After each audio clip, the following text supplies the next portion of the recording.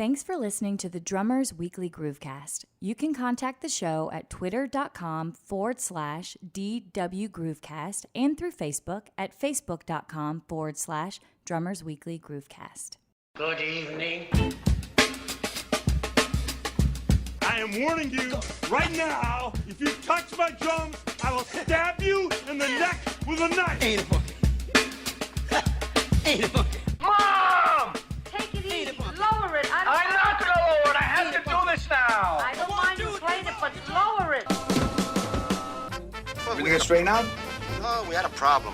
I mean, we tried to do everything we could. What do you mean? Well, you know what I mean. Next.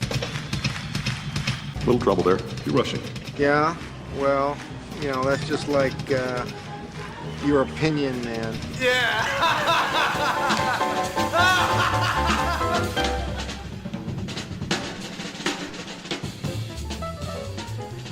Hello, folks. Welcome to another week of the Drummers Weekly Groovecast. It was the show that almost wasn't. And I best can describe what I'm talking about with a brief story. Yesterday, I received a phone call from the Drummers Weekly Groovecast training staff in medical department.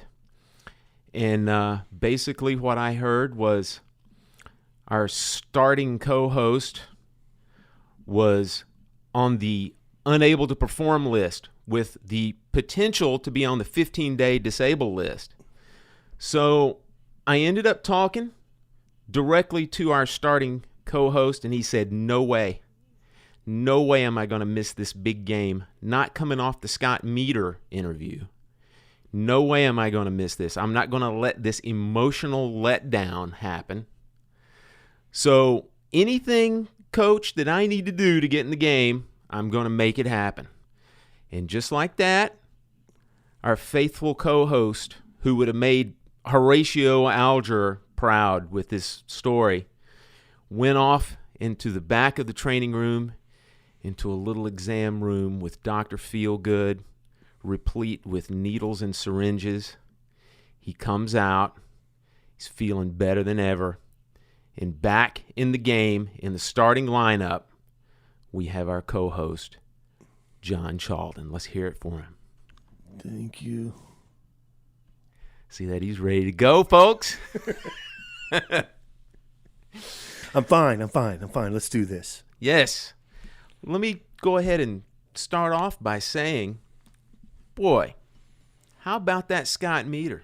Man, the response has been overwhelmingly positive, as it should be, and I'm still buzzing from just getting to hang out with him, let alone getting in depth with his background and his expertise. It was such a great, insightful interview.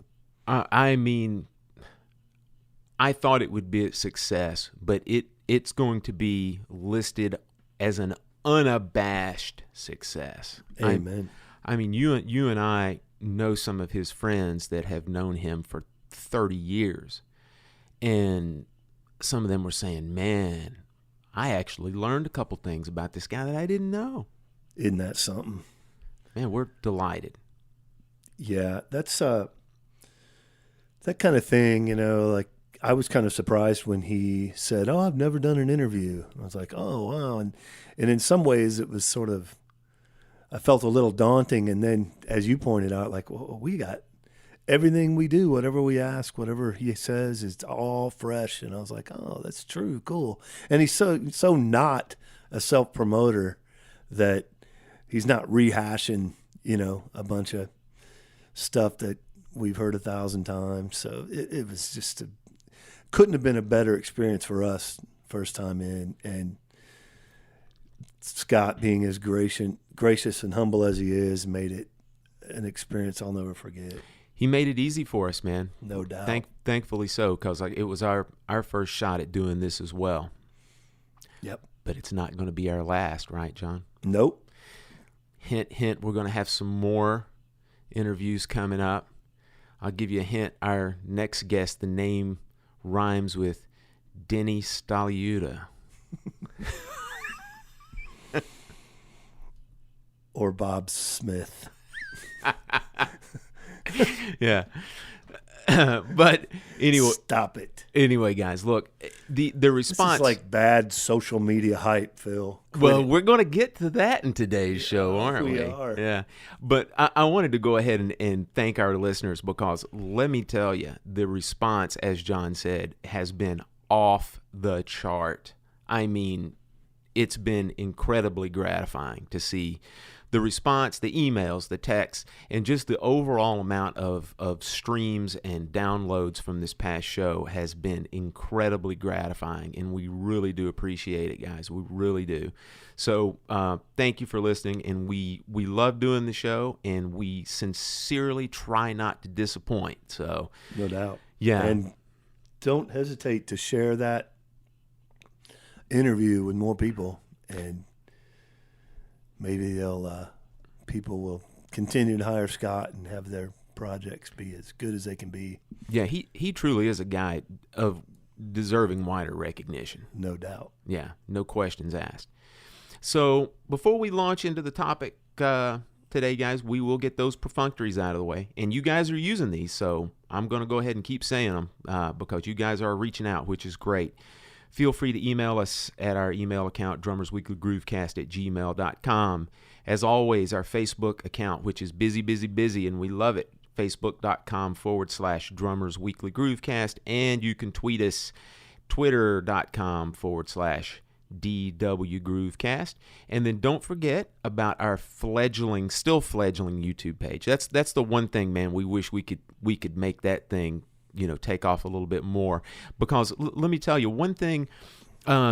It really is our companion piece to the podcast, because every time John and I talk about a certain, underappreciated drummer or a certain great drum track. And in this case, also last week's show with Scott Meter, I posted some clips that we talked about in the show that Scott played on that he was very proud of and that he thought represented his drumming. And so always go over to our YouTube channel, just search Drummers Weekly Groovecast in, a YouTube search, and you will find the channel and find these different videos that we are referencing. And John said he's going to get right on all of his videos that he needs to post. 7 weeks ago. He's sick, guys. Give him a break. 7 weeks ago, too. That's my story.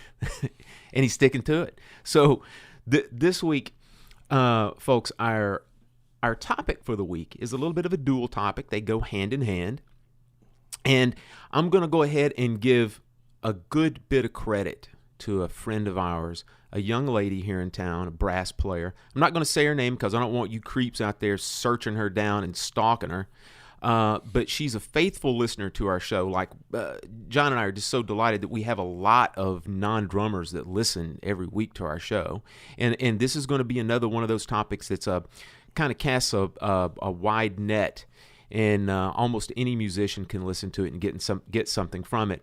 But she is a young player in town, a young go-getter, and she was asking some advice about how do you get yourself established as a young musician, or really even a veteran musician, when you get to a new town. And then the second half of the show, which we'll kind of intersperse along with that main topic, is John and I had talked about from the very beginning about doing some kind of a show that related to self-promotion. Because everyone who's listening to this, when you get on social media, you're going to see folks who are expert self-promoters, sometimes to their detriment. And we're going to actually talk about that, because there's nothing worse than seeing the same thing posted over and over again when you know that said person is all hat and no cattle. That's a good Southern reference there for you, John. You familiar with that one? All hat and no cattle? Never heard it. And now you have. Did it make sense? Did you get Not in the least. Well, all right. That just means that there's a cowboy that, he calls himself a cowboy because he wears a hat, but he doesn't have any cattle to drive. In other words, it's somebody that doesn't have a lot of substance. He's cowless. Cowless. He got hat for days, vacuous in the cow department. That's called a country singer. Were we going to talk about Nashville today, son? I don't know. I think. So All right, guys. Let's talk about getting established. Virtually everyone at one time or another, you're going to move to a new place. And even if you don't move to a new place, you still have to get established if you stay in the same city the rest of your life. And so we want to talk about how you get started on this, kind of what's the right way to do it, maybe what might be the wrong way to do it, and just some general overall tips.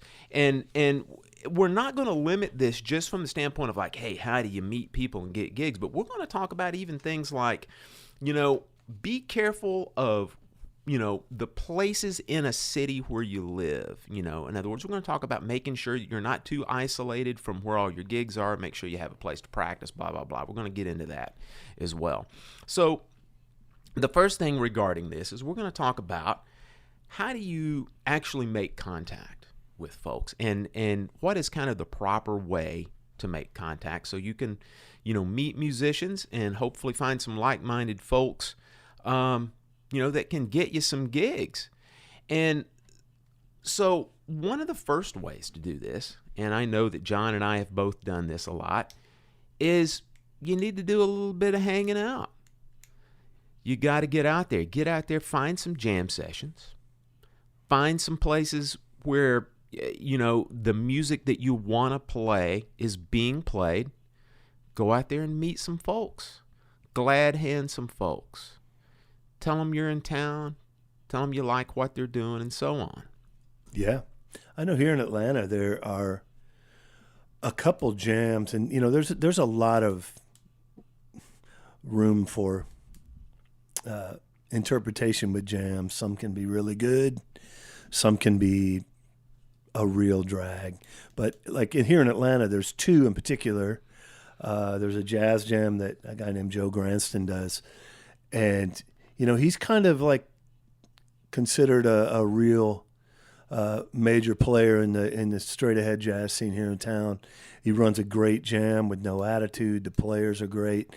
And that's such a huge part of that success of that jam. And try to search out environments like that. Kevin Scott has ones a little more experimental, but these are two guys that are just like really super well established in their circles, and they're bringing regular players in and established players in but at the same time they've really established the jam to be respectful, to be encouraging, to be open-minded, and I think if you take the time to search those out, you'll find some really great connections there, as opposed to some of these cutting sessions. That's just, nobody wins in those. You're going to come out, you're not going to feel good. The people are just going to be, so really, try to ask people and search out some good jams like that you'd be surprised how much you can meet people that way. Yeah, and something that you can learn when you go to these things is naturally you're going to find people that you mesh with and that you like what they're doing. Equally, you might find folks or you might find situations that's like, well, at least I came to this and now I know that this is not kind of what I'm looking for. Yeah. So, you can cull the herd a little bit when you're doing that as well. That's a great point. Yeah. If someone has a bad vibe or some attitude and all that, you might pick up on it. Well, that might be someone you want to steer clear of if that's not your thing. There's I know when I first came here, there was a legendary club called Fuzzy's Place that I can still smell it. Yeah, I still smell of it probably. Mm-hmm. But it was one of these places where just every established, legendary, talked about musician in town played at regularly. A couple steady nights of bands of the real upper echelon players and that, and that was a really great place too, where just musicians just congregated there every night, no matter what, and you always knew the players were going to be good there. And I met a ton of people at that place, and it really, when I started playing there relatively quickly too, and that was something a little bit different than a jam, but a really, like search out some of those places that have, just a regular musicians following, and you can meet a lot of people that way. Yeah, it was truly an industry place. Yeah. It was the kind of thing that even if you finished a gig at midnight and, didn't get out of there after tearing down till nearly 1 o'clock in the morning, you could still go there. Right. Open late. And, Yeah. And inevitably, there's going to be 7 or 8 people there, Yeah. So that was always a great and a real building block for me in establishing relationships outside of my initial circle. John, you mentioned something about if you met someone at, one of these different jam sessions or one of these different clubs that, was maybe a little bit of a dark character or a complainer or something like that, that kind of ties into the next thing I was going to say is when it's very important when you meet these new folks, when you're out there kind of extending your hand to these people, that you yourself come off with a gracious air of professiongestion, right? I mean, nobody wants to come into a brand new relationship with somebody who's a complainer, somebody who's got a little bit of a downer attitude. There's enough of that, like you said already, in every business, not just the music business, but there's a little bit of that with everybody. So, you want to make sure that you go into this thing with a very people-friendly style attitude and just not be a complainer. It's very important to establish that, on your first impression with these folks. Or even on sort of the opposite end of the spectrum, not being terribly cocky. Yeah. Sometimes we mask our insecurity with that, or, like kind of over the top, happy and, like just not very genuine. Like some people come across like, hey man, it's so great to see you. And it's like, you're not buying it, and just be yourself, man, and be cool and laid back. And I think I heard something not long ago. Someone said like, man, when you're going out and hanging out initially,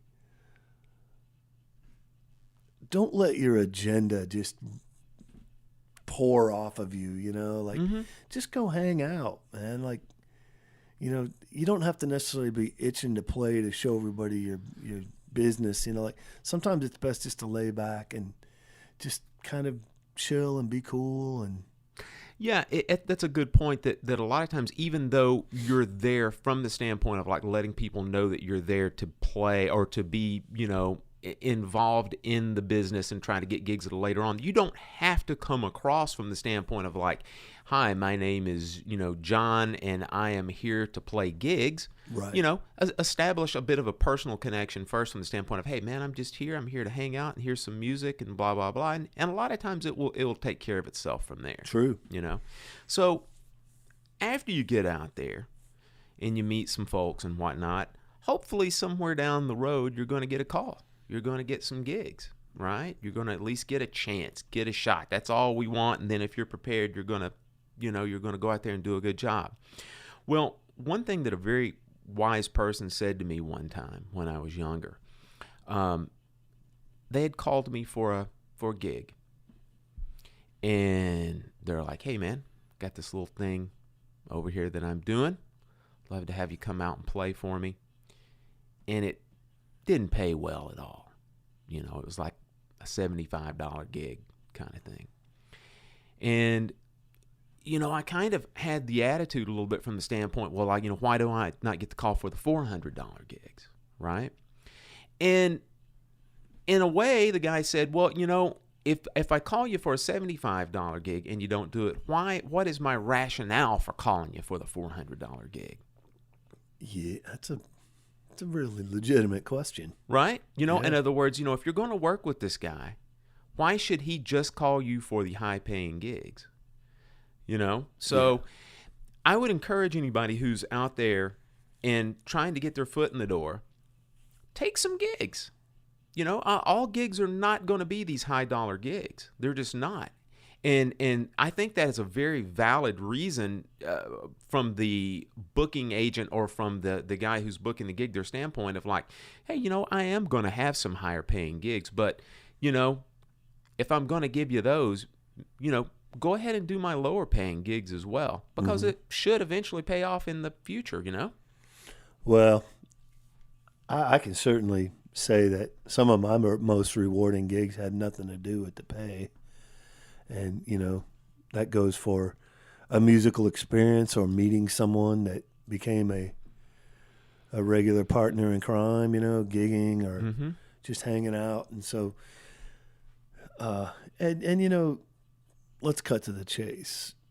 Beggars can't be choosers here. You take everything you can and do what you can to gain from it, but you're not getting ahead by saying no and staying home. There's no chance of you meeting someone or having a rewarding musical experience if you say no. So it's, there's really, the reality is, if you're talking about establishing yourself, just take whatever you can and get something out of it. Your worst case scenario is you make a little bit of money and then you learn that, hey, this is not for me. Yeah, that's true. And then you move forward. Don't dwell in the past, right? I think we've talked about that before on the show.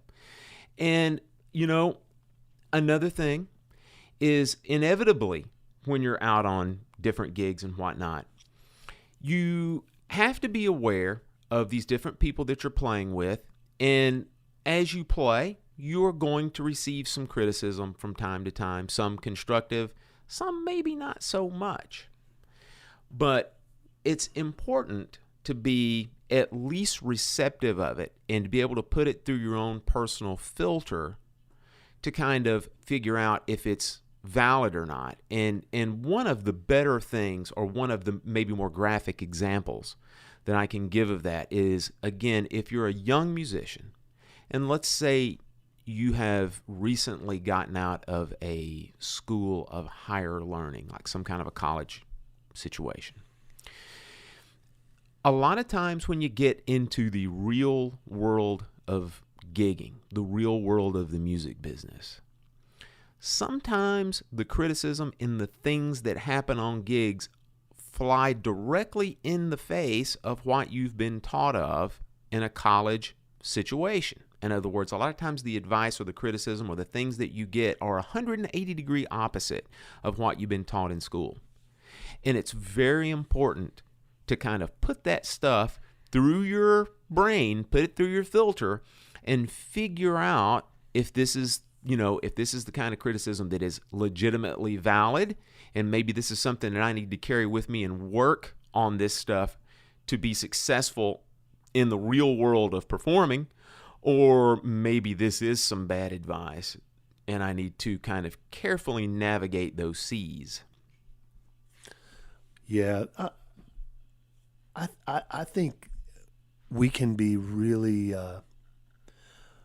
hypersensitive to that kind of thing, and it's difficult to objectively look at it or listen to it or hear it or internalize it. But in general, you look at what you're wanting to accomplish and who you want to be as a musician, and take those things at face value, with a grain of salt, whatever in between, just sort of try to let it, not dictate your world by any means. But well, when you're getting established as a young player, or even as an older player, you always want to make sure that you're doing well for your employer or for your bandmates. And, it comes with the territory with virtually all musicians that we're a little bit more sensitive anyway than, say, the average accountant, that's out there doing stuff. I think that's part of our makeup. And so it can be a blow to you, whenever you have that kind of criticism that comes in, or that kind of advice that either, like we said before, flies in the face of everything you've been taught, or maybe it's just something that you flat out know is wrong. That happens from time to time, when you're on a gig. And then you kind of have to again decide, well, is this something that, is worthy enough, if you think it's wrong, to compromise on, where it doesn't compromise your entire musical belief or moral belief or whatever, right? So it's the kind of thing that, you have to kind of become a good judge of, what's happening in real time, trying to fit, so you don't compromise yourself, but yet, something that will help you move along professionally as well, because you don't want to be kind of known as this stubborn, inflexible person. But there's a good balance that you can achieve from all that. True. Yeah. I agree. So, a few other things. You want to make sure whether you are, again, an older veteran player or a young whippersnapper out there trying to get gigs, that you're organized. And most importantly, you need to be extremely organized and punctual with your different types of communication. And let me tell you, there's a lot of them out there, as everybody's well aware of now. Not only back in the day when I was getting started, it was just vitally important that you were, you had a phone and you had an answering machine. That was the lifeline. Well, today, you not only have your phone and answering machine, you got a cell phone with voicemail, text messages, emails, social media instant messages. And if you provide any of that information to potential employers, you need to be consistently monitoring that stuff.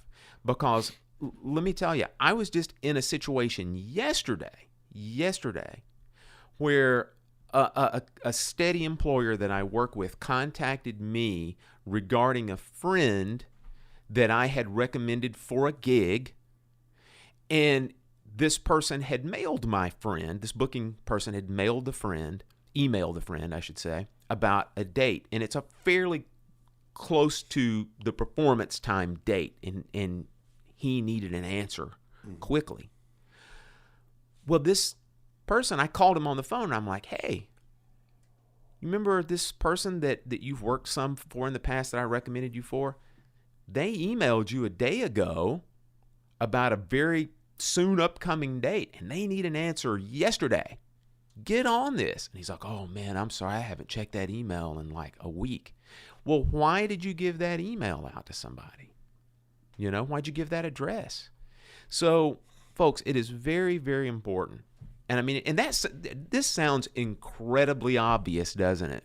Yeah, but it's so common, though. Yeah, if someone contacts you about a gig, even if you are booked or you just don't want to do it, get back to them and get back to them soon. Because on the flip side of that, I think everybody out there who's been doing it for a little while knows of at least one, if not several people who book gigs. They will also do a weird thing where when they know they have to get somebody for a gig, they'll use what I call the shotgun blast approach to booking a gig, which is what they'll do is they'll get their contact folder out and they'll go, I need a drummer for this gig, so I'm going to call this guy, this guy, this guy, and this guy, and whoever gets back to me first gets the gig. Yeah. Now, I personally do not like that. I don't like that approach at all. In fact, I don't know any musician that likes that approach at all. But again, that kind of speaks to what we're talking about the timeliness of your response. True. So, timely. I always like that on the receiving end of that shotgun. Like you'll call back, oh yeah, man, I'm booked, but have you tried so and so? Yeah, I already called. Have you tried? Yeah. And you start going on, and then you got to go get in a fetal position in the corner. Like, man, I was like 9th on the list. I suck. Musicians and their insecurities. Wait, you called 7 people before me. Oh, my life is over. 12th man on the deal Just team, stop. last to know. Don't do the shotgun. Yeah. And you're wrecking people. And, when it comes to communicating, whether it be on phone or whether it's in writing, and I'm actually going to say maybe even more importantly in writing, please write well, communicate well to people, use your grammar, it might seem like a minor thing, especially in the days of one word or even one letter text messages like K, right? Make sure that you write and communicate well to these people. It might seem trivial, but anything you can do to help you jumpstart your own business, which is what this is, it's going to help. Yeah, that's true. Yeah. So, next thing, let's talk about some nuts and bolts that might be kind of off the gig, right? Or not necessarily directly applicable to a gig, but is every bit as important. Let's talk about a few financial concerns. Everybody's got those, right? Doesn't matter. Yeah. And something that really helped me out when I was a kid getting started on this is I had a very financially responsible mother that taught me a few things as far as like, hey, I'm going to help you out a little bit, help you manage your money so you don't get in any trouble.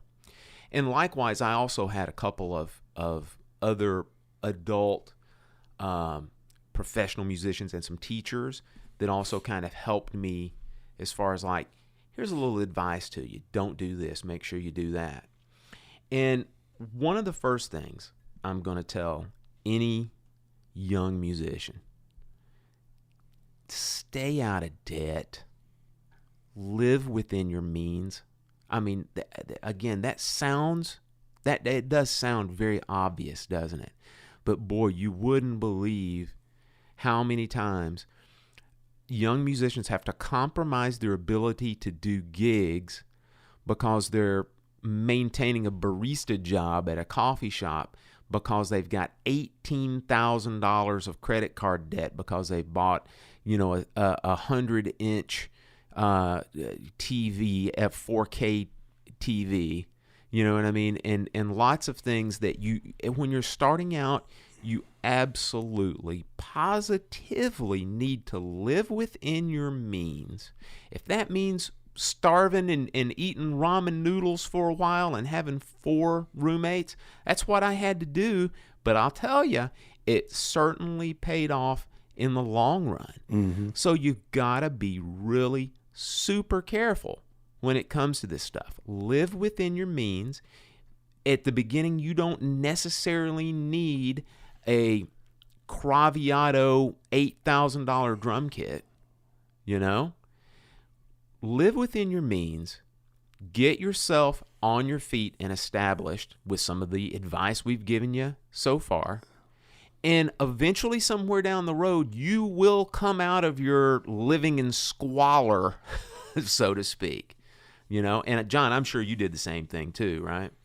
I've eaten ramen noodles. Yeah? Shoot, I had them last week. You kidding? It's tough out here, man.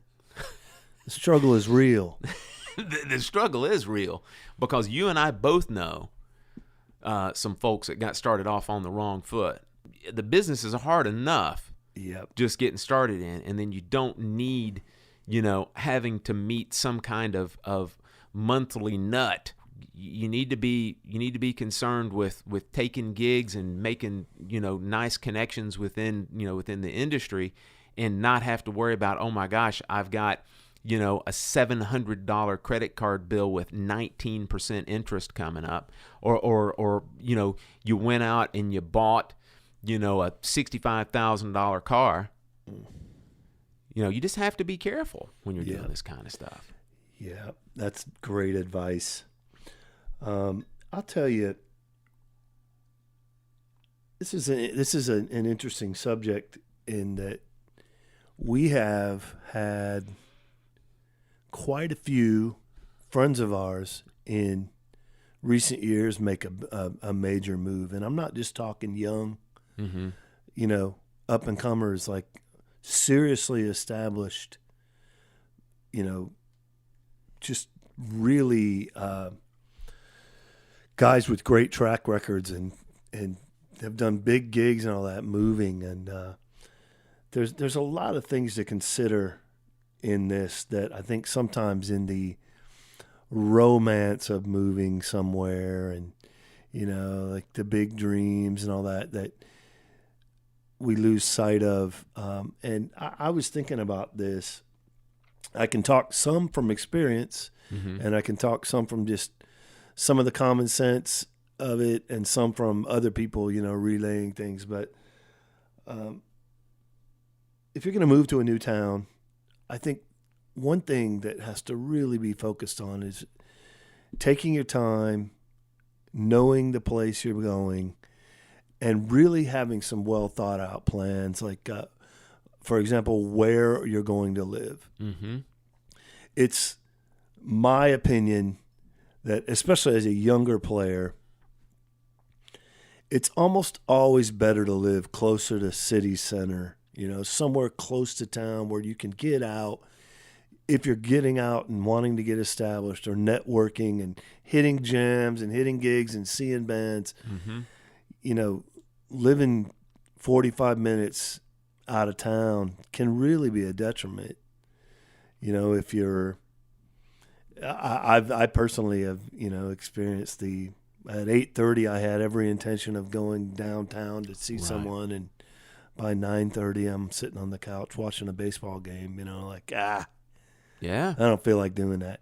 That's one example. But also, if you're gonna have a few drinks, whatever it may be, just limiting potential problems. There's all kinds of things to consider. But most importantly, being in the middle of these, the scene and being accessible to it is a huge part of what I think is a big step in establishing yourself. Totally agree. Man. You have to be really aware of traffic if you're going to be a working musician. Living near a major interstate that is constantly backing up, well, that may be a problem. Research some areas that are maybe easier to get into the city center and easier to get into the areas where you're going to be working a lot more, and you're not dealing with just shut down traffic, which in major cities is inevitable. Yeah. So really having a good handle on that. And these are things you can ask people that live there about. You can do your research. It's all readily available information. It's funny. It seems like a lot of times there are little, we'll call them artist communities, but it seems like there's a lot of times that in most cities, you will find that a lot of musicians live in kind of one area. Yeah, that's true. So that's a good place to start. Definitely. And, again, you still have to research that, because I know, like in Atlanta, there's neighborhoods where a lot of musicians live where a few blocks are relatively cool and safe, and the next block is a nightmare. Like you have to, don't make the mistake of like, oh, that rent's so cheap. Well, maybe it's cheap for a reason. You've got to do due diligence and do your homework and make sure these things are thought about, because look, you're talking about coming home at 1 a.m. You're vulnerable, and these are things that you have to consider. Another thing that kind of tied into that, your load in and your load out. Hey, maybe you can live with a friend, but he lives in an apartment on the 3rd floor. Walk up, yeah. Then it becomes less attractive. All of these things in your move, preceding your move, you really need to have thought about. And, for drummers especially, a practice space,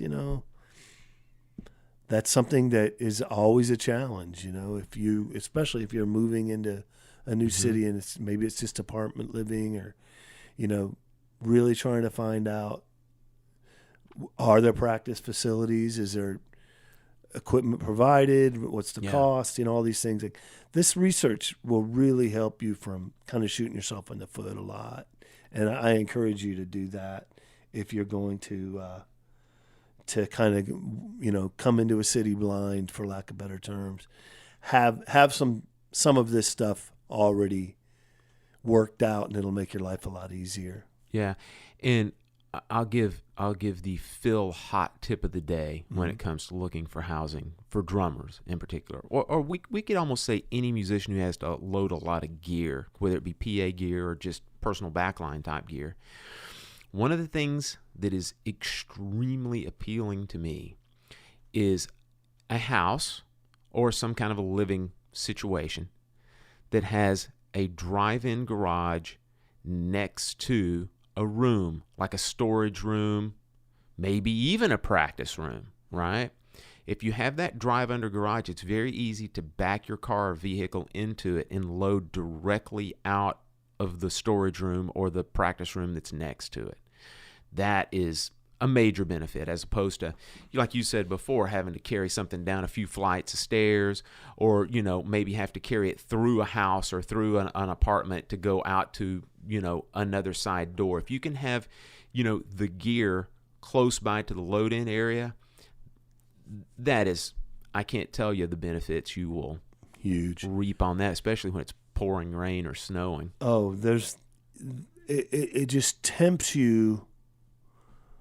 In a long night, you're dead tired, it's pouring rain, you're tempted to leave things in your car.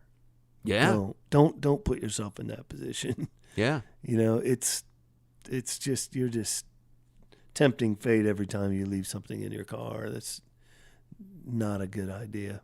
Yeah. One other thing I want to add to this whole thing, that it's a little bit of a combination of a financial consideration and even a social consideration. And I've seen this sideline a few folks from making moves and just doing the things that they needed to do to jumpstart their professional music career. Is I feel like that prior to getting into any type of serious long-term relationship with someone, you need to completely and totally decide on your career path. This is what I want to do. And if it involves moving to another city, get that done and take care of that and get yourself established where you want to be prior to being in a long-term relationship. It not only helps you, but it helps the other person that you could potentially get in that relationship with. Sage advice, Romeo. Yeah, well, I have my moments. I'm impressed. Well, we're talking about impressed. Do we want to impress people with our knowledge on some self-promotion tactics? I want to tell them what not to do. Exactly. Well, that's the way that we're going to kind of approach this anyway. Okay. Is that now that we've kind of given you some advice on when you're going to move to a new city, or if you're just trying to establish yourself as a young musician in any city, you've made a few contacts and you've done these things that you need to do, but sometimes it doesn't hurt to actually put a few things out on social media, right? And I mean, we do it for the show. If you've got a product, whether that product is, hey, I'm a drummer, or hey, this is a podcast, if they don't know that it exists, then how are they going to find it, right? Right. And so, there's a good bit of trial and error on all this stuff. And so, we'll share with you what we know and what we like and what we don't like. And the first thing that I'll say is, if you're gonna promote yourself, you better make sure that you have some substance and content to what you're promoting, because it does not take long for folks to figure out, here we go again, all hat, no cattle, right? Country singer. We were talking about Nashville, kind of in veiled breaths, right? Sort of. Yeah. So, yeah, but really what we're saying is, if you're going to extol the virtues of anything, make sure that there are actually some virtues there. Yeah, I like that, man. There's this hype and, self-promotion thing has really gotten out of control. We obviously know why, because it's free. It's there, and it's, a lot of people are pretty self-absorbed and self-serving, and and they just can't help themselves. But I really believe that most people see through a lot of that. It's kind of like when someone's just not genuine, I think most people really sense it, you know. And I just don't think it's in your best interest to not only overdo it, which we've seen happen a lot, where someone's just constantly touting themselves. Mm-hmm. But, you know, a lot of people that do that don't have a lot to back it up, which is weird to me.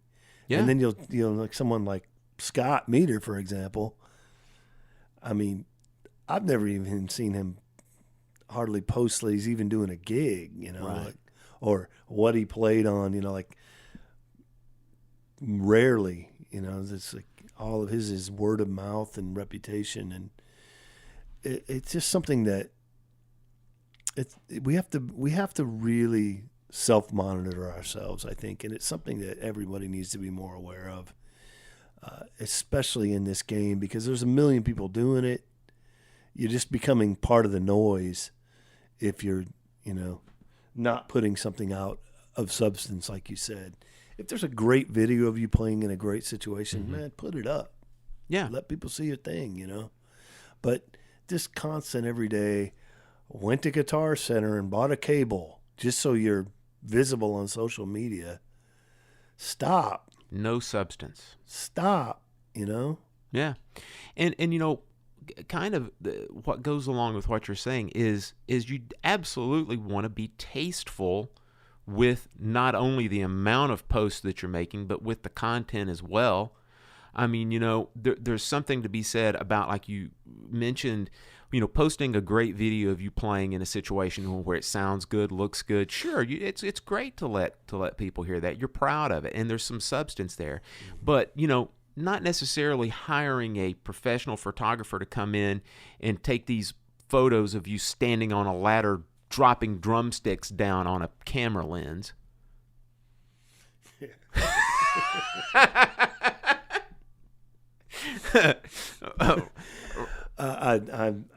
I got nothing. That's awesome.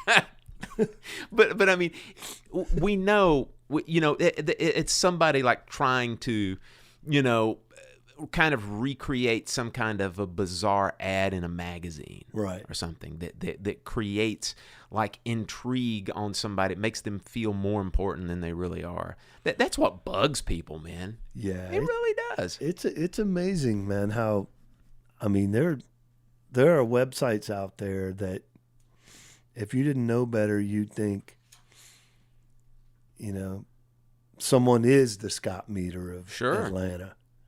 Even though they're not, you know, like just making it, hyping it and framing it as this thing that is kind of semi-true at best, you know. And I think I just encourage everybody to be real honest about stuff, you know.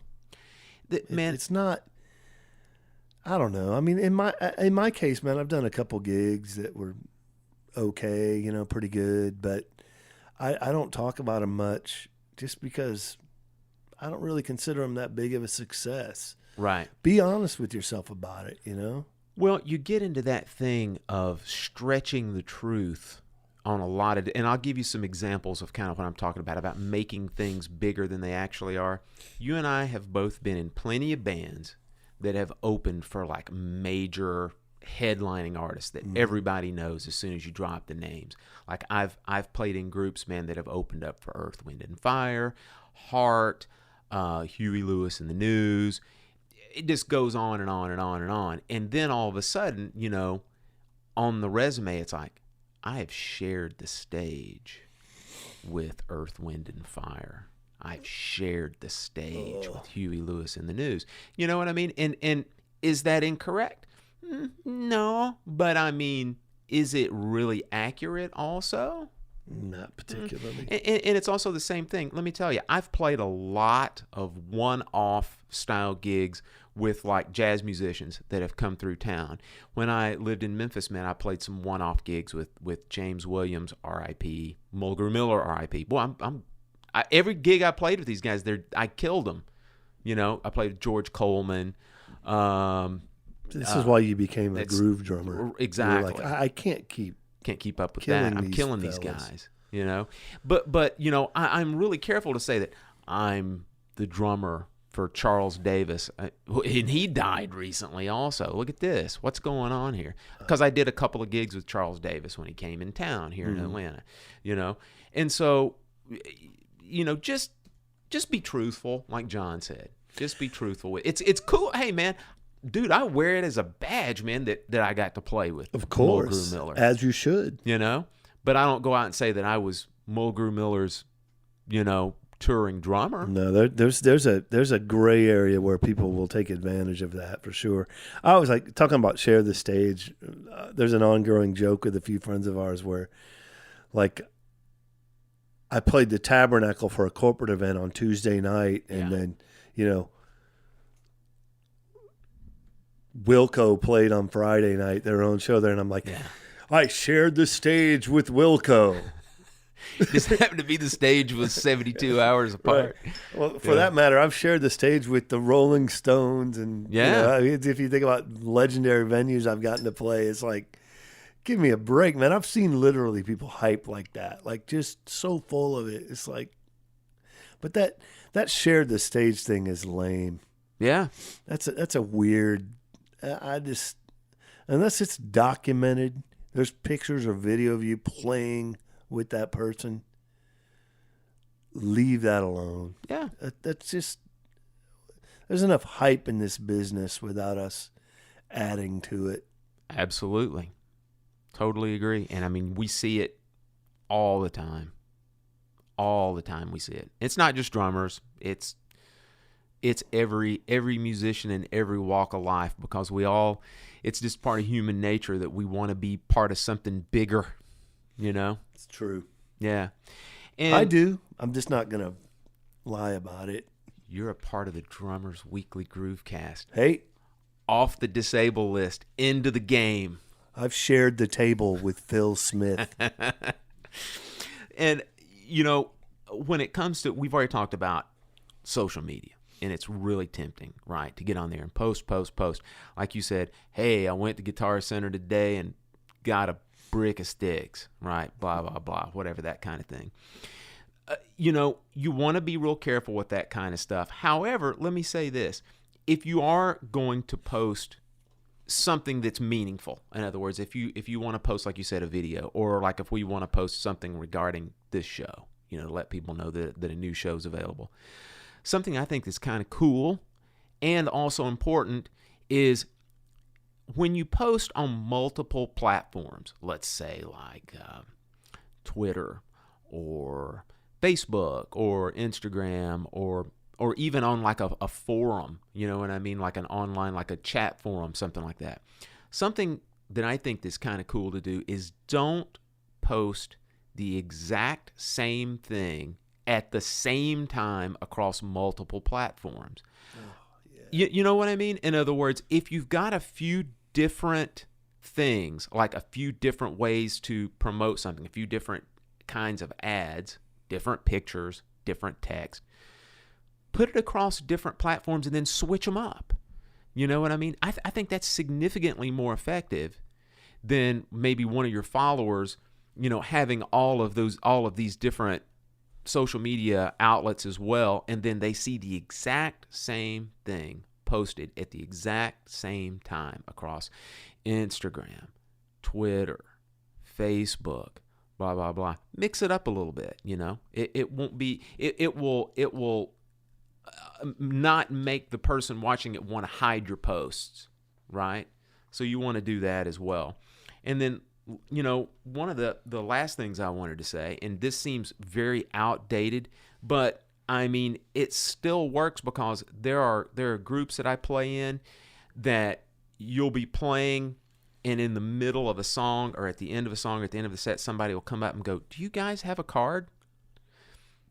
sounds completely and totally dated, doesn't it? In other words, because most of the time when we're making especially personal connections, a lot of times it's like, hey, let me put you in my phone, and that's totally cool.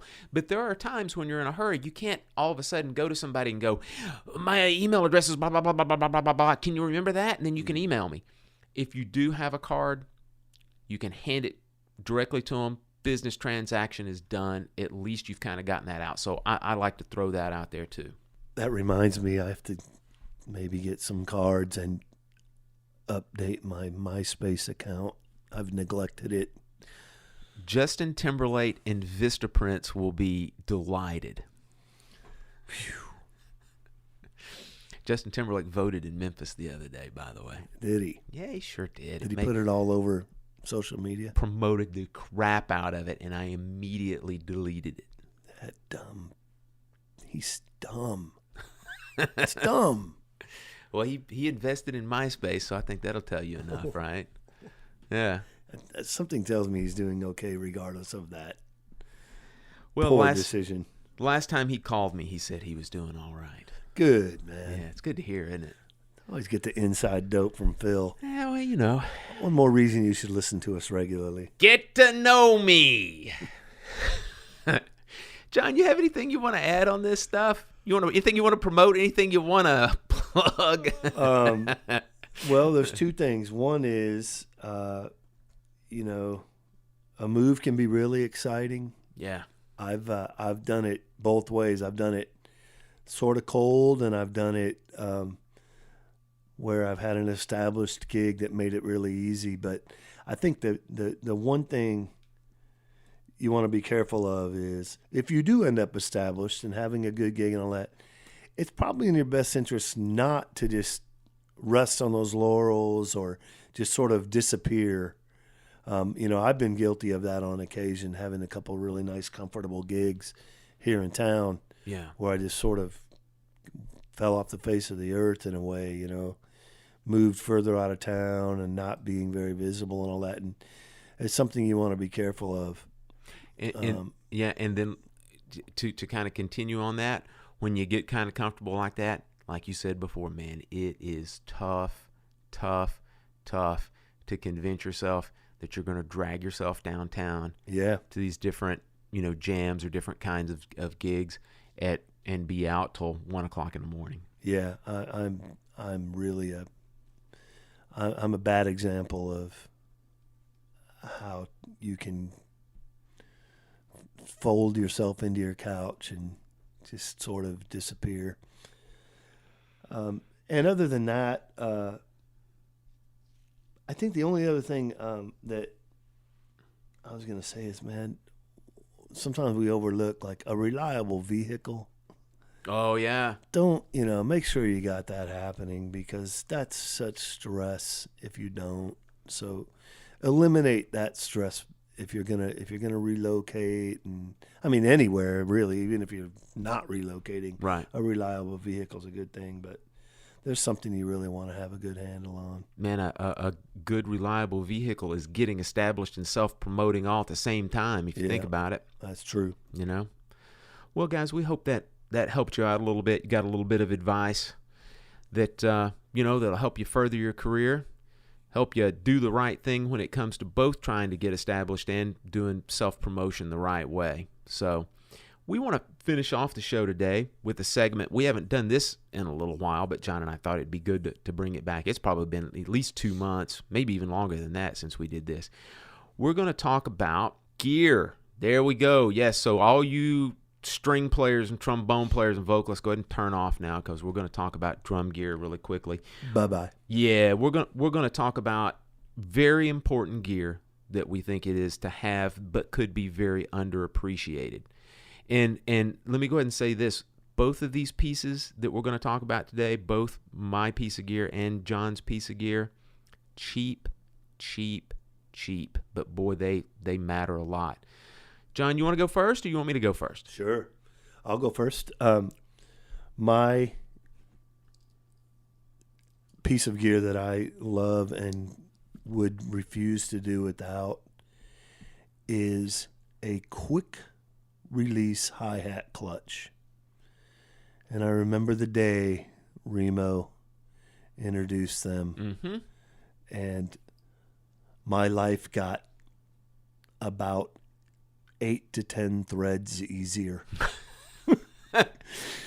But normally the old standard clutches had this. You had to screw on the bottom piece, and Remo came up with one of these push and release quick things now. And I've used the Remo one forever, but I know Gibraltar has a newer version that looks even nicer and better. But we're talking about $25 on average here for something that makes tear down and setup really easy, and it's just they lock so they're not coming undone like a screwed version, threaded version can. Right. I just love that, and man, a lot of people are aware of it, but some people aren't. Check that out, man. It's just gold.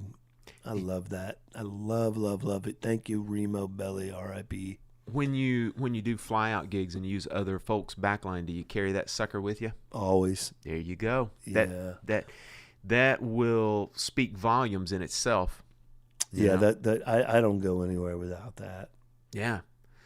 Well, now on to my El Cheapo piece of gear. I can out cheapen you. I believe it. On this one. And my piece of gear that I like to have, and I will actually keep some of these, because I'm going to talk about it in two different ways. I keep some of these in my stick bag, which also would go with me on the road. So we got that in common on this. Mm-hmm. Something that I think is incredibly important for a few different reasons is I love the old Floor Tom isolation feet. Something that puts a little bit of air, a little bit of space between your drum and the floor. Because as anybody who knows, who's been doing it for a little while, sometimes floor toms will just choke out because of the amount of contact they have with the floor. Sometimes it's also a combination between that, and you can also have some weird things that happen with toms or floor toms that actually the legs could rub up against the drum itself and cause some issues as well. And as much isolation as you can get, to keep that drum kind of suspended off the ground, it kind of creates a pseudo, I guess you might call it like a rims mount, is what it does. Right. Yeah. Pretty much the same theory. Yeah, exactly. And the manufacturers of these feet that will go on different floor tom legs, Pearl makes isolation feet. And then, John, you also told me that Gibraltar is making. They do. They have some that... these as well. Yeah, there's a little different than the Pearl, where Pearl has that sort of opened area hole there. Gibraltar's, they just basically drill from the bottom up, and so there's an air chamber there. But they look a little more standard. Yeah. And fit on some of the thicker legs. Like the Gretsch legs. Yeah, those are hard. DW and Gretsch both have that. Right. And then if you want to go super budget from the standpoint of free, something you can also do, and this is what I actually carry in my stick bag, you can actually cut out some little squares of, I like to use kind of high density foam rubber. Right, something thicker. Something that won't compress quite, as easily as like the really flimsy foam rubber. Porous. Yeah, the porous stuff. You can actually take those little squares and put them under your existing floor tom feet. And that does the job nicely as well. The biggest drag about that is if you do have to move your floor tom, of course those little squares are going to go a-flying, whenever so you kind of have to reposition those. But I love them. Old school, man, and that's what I use. That's part of my little must-have gear, our little tip and trick for the day, John. Love it. Well, we certainly enjoyed bringing you another week's worth of the Groovecast. John, in his infirmed state, we're going to go ahead and put some more medicine in his IV, get him back on the road to recovery. How you feeling over there, buddy? I'm doing okay. Thanks. So that's going to do it for us this week. As usual, we appreciate you listening to us. Feel free to reach out to us. As you can tell, we based a good part of today's shows on some advice and some questions that we got from one of our listeners. So email us, drummersweeklygroovecast@gmail.com. You can reach out to us on Facebook, facebook.com/drummersweeklygroovecast, twitter.com/DWGroovecast. There's our tasteful self-promotion to end the show. Oh! John needs a cigarette. All right. And we're gonna let him light up. And we will see you guys next week. See you later. And freaks were in a circus tent. Ha! Those were the days.